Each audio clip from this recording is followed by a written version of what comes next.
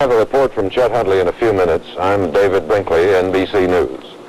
In Chicago today, the U.S. Department of Labor was holding a hearing on charges the AFL-CIO construction unions discriminate against black workmen. During the hearing, hundreds of white union members milled outside the building and for a time blocked the entrance. Then somebody at the edge of the crowd pulled a gun, fired several shots. Nobody was hurt, but it became rough and disorderly. White construction workers stopped yesterday's Labor Department hearing by packing the meeting room in a downtown hotel. Today's hearing was switched to the U.S. Customs House, but the unionists came out early by the thousands and sealed it off, denying entry to government officials, witnesses, and the press. The hearings are being held because of charges by the Black Coalition. And when coalition leader C.T. Vivian showed up this morning to testify, unionists moved in and police had to escort him to safety. Arthur Fletcher, Assistant Secretary of Labor, appeared next. He needed police help too, but finally got into the building through a basement entrance, as did others. As the crowd and the tension mounted, police called for reinforcements. Minutes later, several hundred more policemen moved in wearing blue riot helmets. You're supposed to keep the street clear anyway. Back up on the curb, gentlemen. The crowd stayed on, milling about on the sidewalks. Then someone fired 4 shots into the air, and the crowd moved in on 2 young blacks. That started the fighting.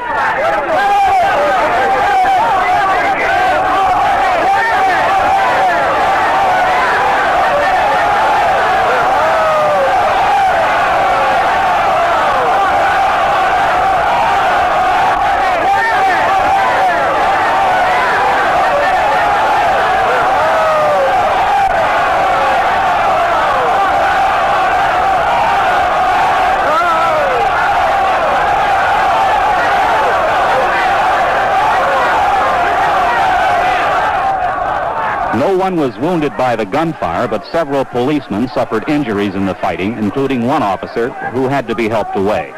In the course of Despite the violence, today's hearing did get underway. One of the witnesses, Samuel Simmons of the Department of Housing and Urban Development, said his agency will recommend sanctions as a result of an investigation his agency made.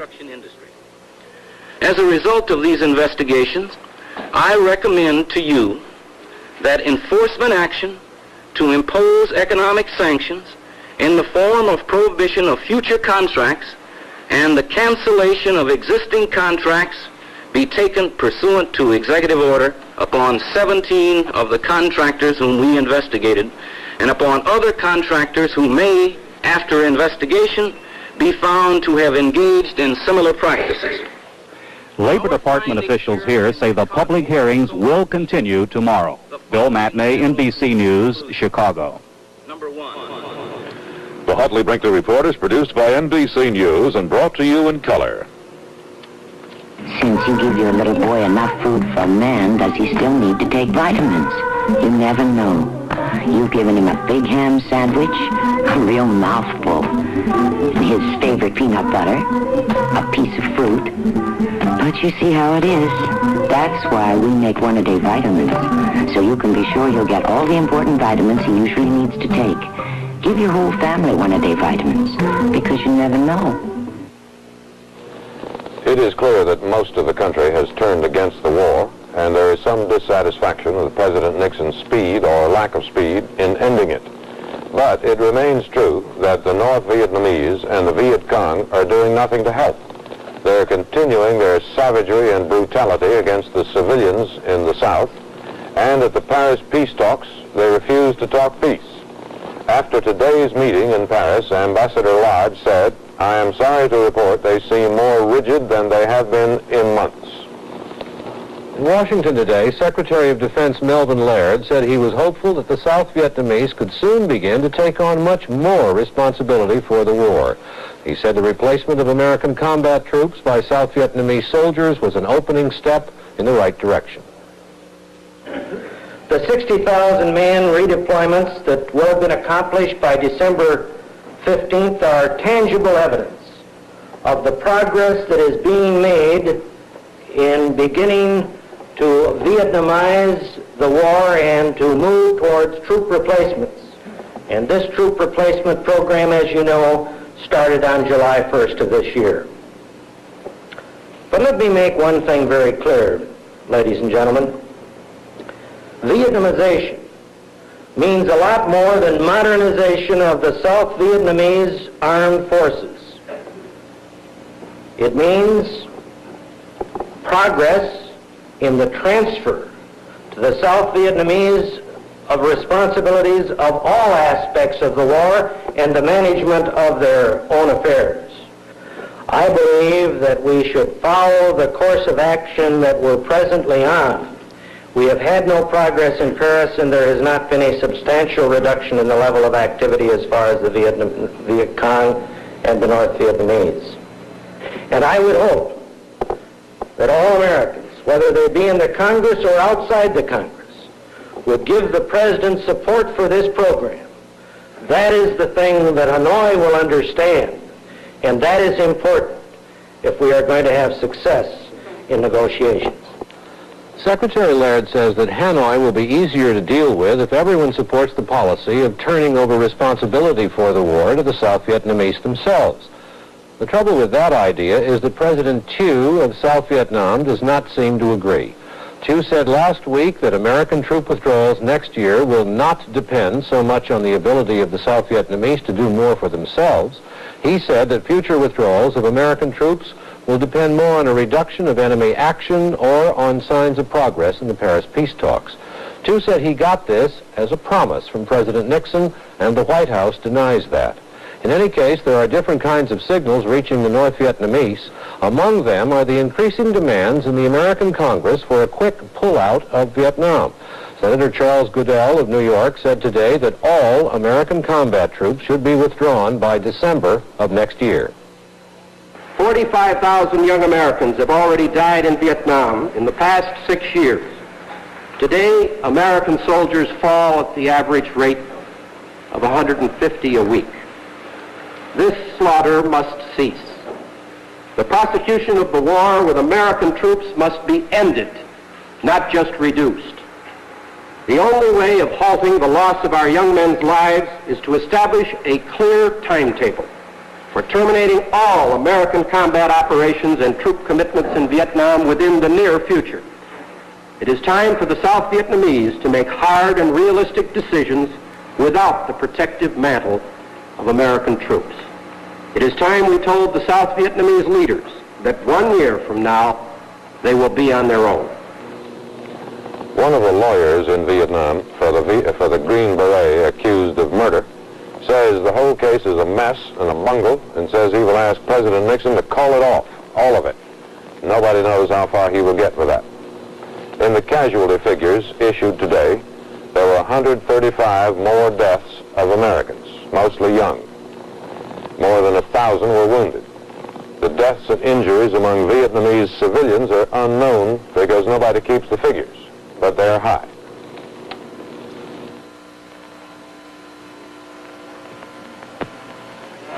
Watch the new HomeLite EZ, the only super lightweight chainsaw with the guts to take a tree 3 feet in diameter, just in case you should ever want to. It's ideal for limbing, pruning, and bucking, too. The new EZ is the lightest chainsaw HomeLite ever built. Just 8 1/2 pounds, plus cutting attachments. And you wouldn't believe how easy it is to start. 2 fingers, lift, and away you go.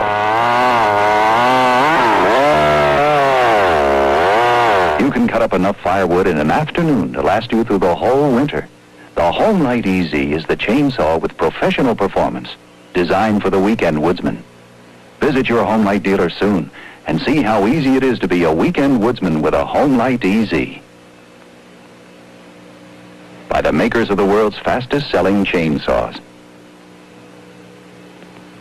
Find us in the Yellow Pages. The foreign minister of Egypt said in New York last night his country eventually would be willing to meet with the Israelis to talk peace, and that Israel would not be asked to give up the conquered lands as a precondition for peace talks. Today in Cairo, the Egyptian government issued an angry denial. It said it would never negotiate directly with Israel and it said yesterday's reports were fabricated by New York news agencies sympathetic to Israel. The report was not fabricated. So apparently there was a lack of communication between Cairo and its foreign minister in New York. The Middle East crisis occupied center stage at the White House today with the arrival of Israeli Prime Minister Golda Meir. The president's aides had arranged a warm welcome for the Israeli leader, as they had for Jordan's King Hussein a few months ago. But if Richard Nixon was trying to wield an even-handed policy, Mrs. Meir was quick to remind all of the traditional friendship between the United States and Israel. Mr. President, the ties between our two countries are rooted in the biblical heritage and in a common dedication to human dignity, freedom, and to democracy. It is this sense of affinity that has encouraged us to ask for America's understanding and support in difficult times. I look forward to the day when an Israel Prime Minister will be able to come here bearing to the President and the people of the United States the tidings that the Middle East has entered a new epoch of amity and regional cooperation. From Jerusalem, the city of prophecy and universal inspiration, I bring you the traditional Hebrew greeting, Shalom.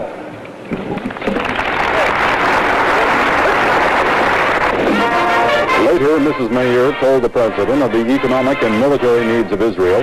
The president, mindful of the 50 Phantom jets now being delivered to Israel by the United States, apparently made no further commitments. Herbert Kaplow, NBC News, Washington. The hearing on Judge Haynesworth's nomination to the Supreme Court went on today. A union leader said Haynesworth was part of a conspiracy against the textile unions in the South.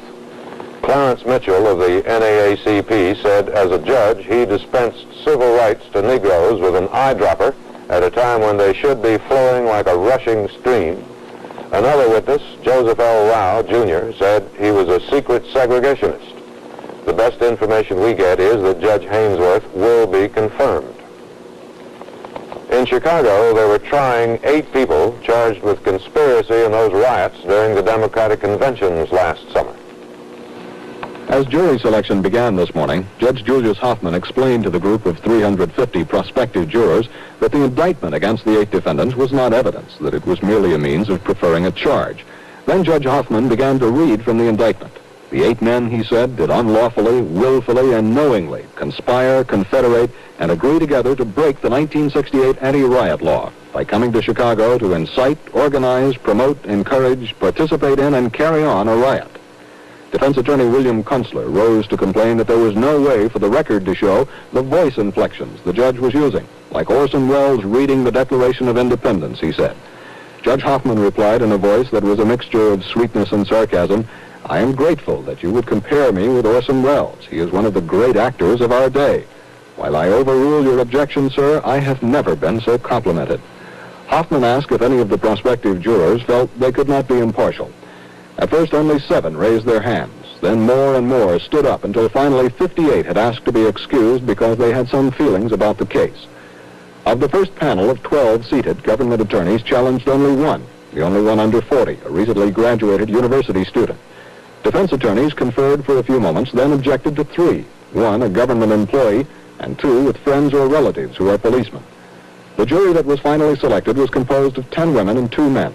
Opening arguments will be heard tomorrow. John Dancy, NBC News, Chicago.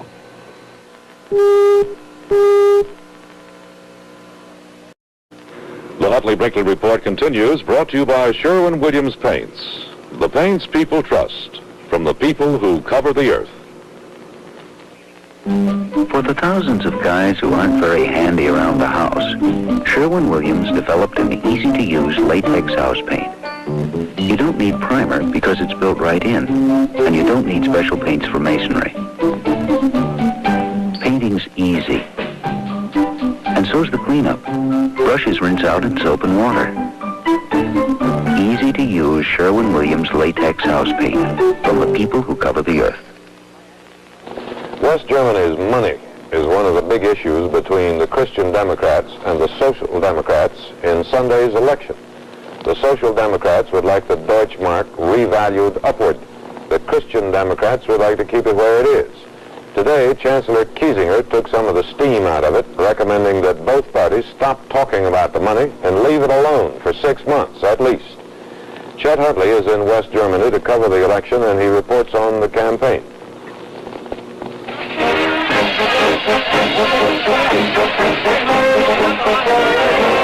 German election campaigns tend to be noisy affairs, though candidates, like their rallies, differ more in style than in substance.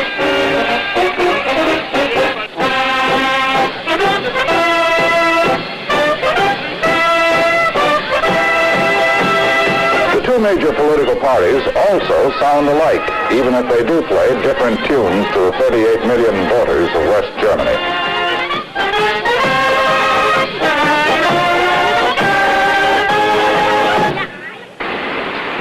The Christian Democrats stress their leader, West German Chancellor Kurt Kiesinger, and say it's the Chancellor who counts in the government. The Social Democrats, led by Willy Brandt, mostly refer to themselves as a group, working together for the Germany of the future. There are extremists on the left and the right, but the so-called neo-Nazi NPD will be lucky to get 5% of the vote, entitling it to a place in Parliament.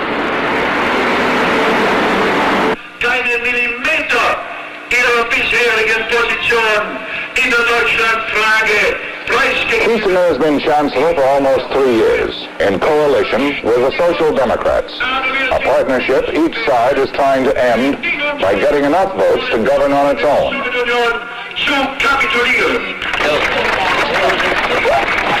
Kiesinger counts heavily on personal charm. He looks a chancellor and acts it.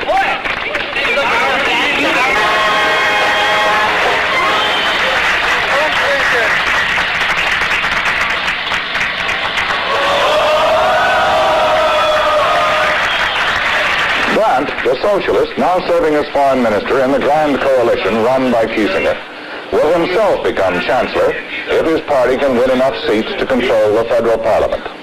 It has been out of power since 1930 and has run second every election since the war.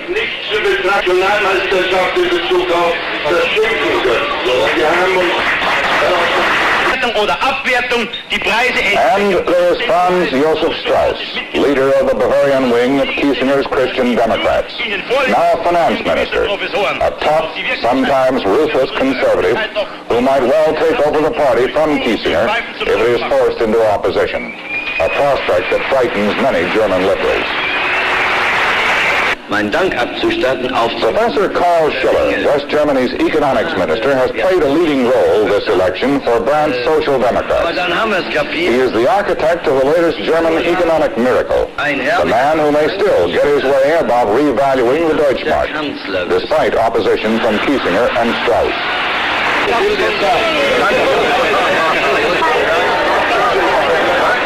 Somewhat lost in the fun and games of this campaign was the question of what to do about the German economy, which is in danger of overheating. How to cool it down without stopping it cold.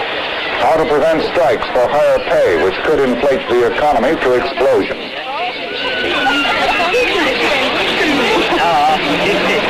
And there were other serious questions that were sometimes allowed to crop up, notably the question of future relations with communist East Germany and the Soviet Union.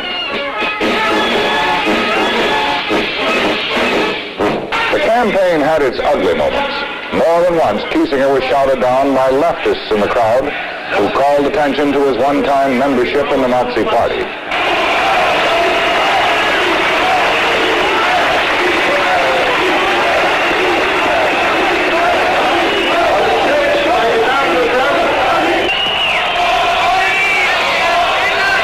Strauss was another frequent target of the leftists, who also managed to break up so many rallies of the right-wing NPD that the authorities often banned the NPD from meeting at all just to keep the peace.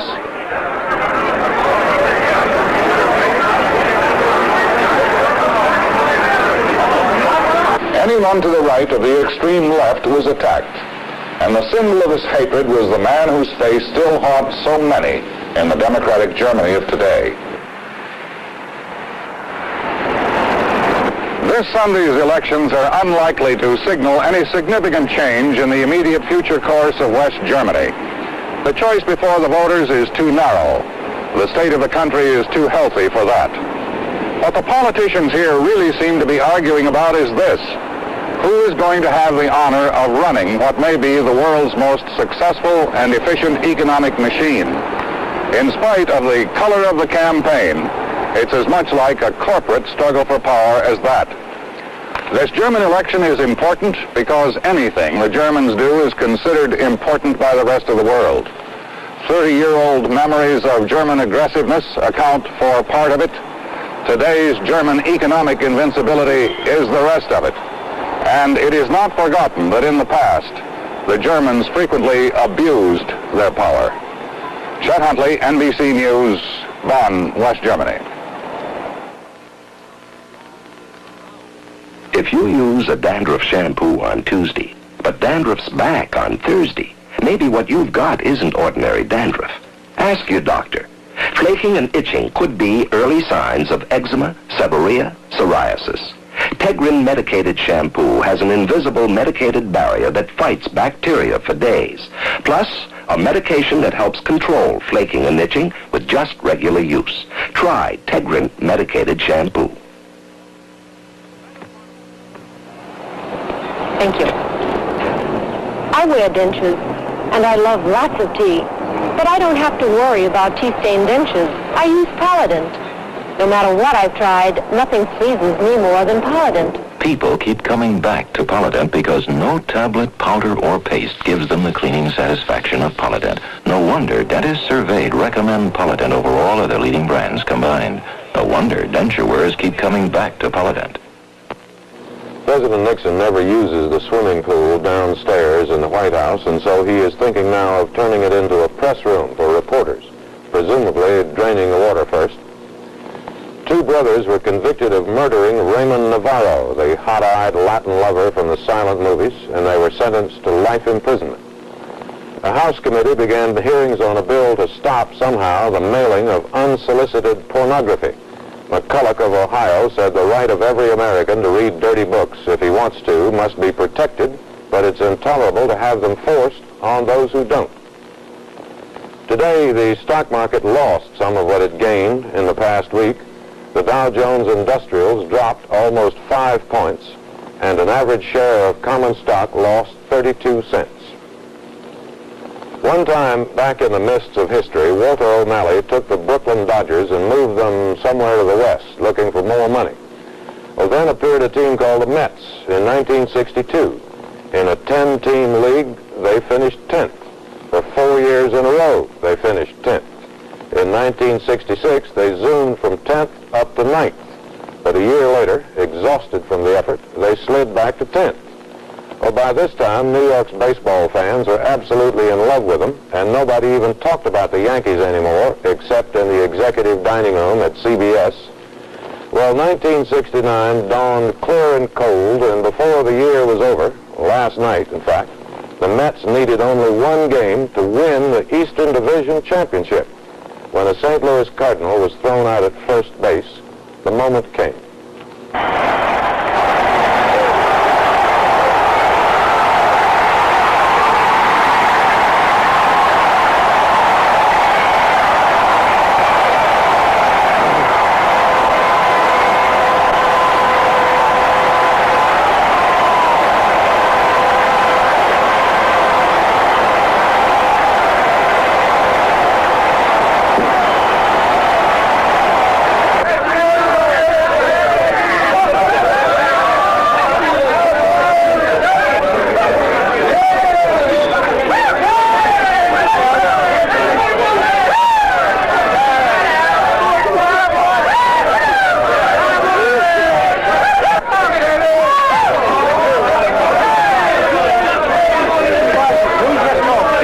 Two or three men that could bat fairly good in there, but we could not run or we couldn't cover the ground in the outfield. And instead of making double plays, we didn't have a double play combination. Then we couldn't, too many men were getting on, even if the pitchers had been better. And then we couldn't have the catcher to stop the ball, so it was too far to the grandstand back there. And then when a man would have a pass ball, they wouldn't stop at second, they'd go, and you'd go to third base. And when they're on third base, why, then you say, well, I do manage it. Shall I put my infield in to get the man at the plate? And if you did, you'd have the infield in all summer, and you'd have never got the game over, because you have to play back to get one and hope you hit a line drive or hit a ball for, so you could catch it and catch a man off. See, it was off of the bases.